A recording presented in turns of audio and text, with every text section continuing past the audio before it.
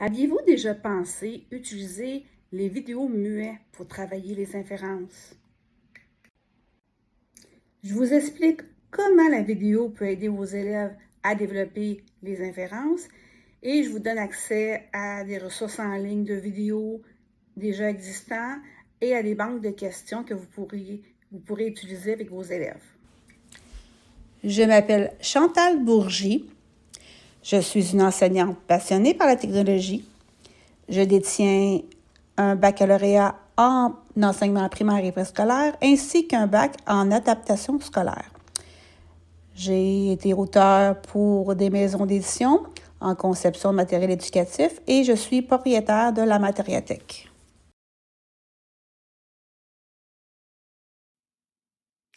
Les vidéos, en particulier les courts-métrages d'animation sans parole, sont des outils précieux pour pratiquer les inférences chez les enfants. Elles permettent aux élèves de se concentrer sur les indices visuels et contextuels pour déduire les émotions, les intentions et les actions des personnages sans être distraits par le déchiffrage du texte. Par exemple, en visionnant un film d'animation muet, les enfants peuvent être encouragés à répondre à des questions telles que ressent le personnage principal? Comment le savez-vous? Ou que pensez-vous qu'il va se passer ensuite?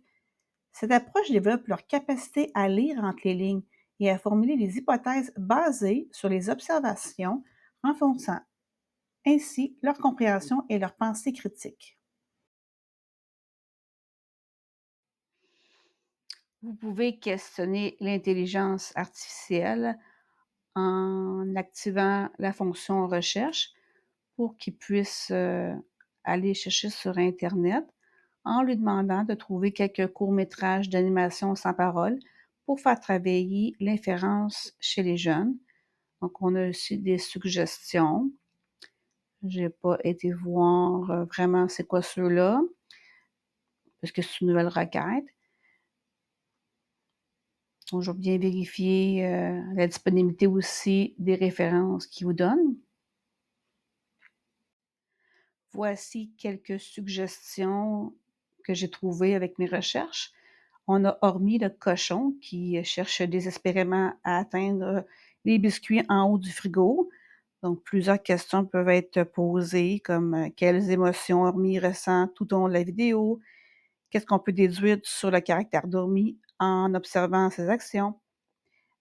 Vous irez voir dans la description de cette vidéo, je vais vous envoyer, je vais vous rendre accessible un lien pour une liste avec les vidéos que je vais vous proposer, avec le lien URL pour le trouver et les questions qui sont rattachées.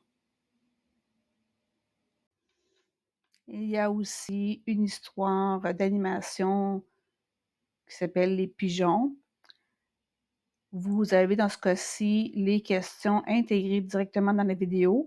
Elles sont en anglais, mais elles sont simples. Donc, vous pouvez les traduire au préalable ou sinon, vous pouvez faire demander un outil de traduction pour le faire pour vous si la langue anglaise n'est pas votre force.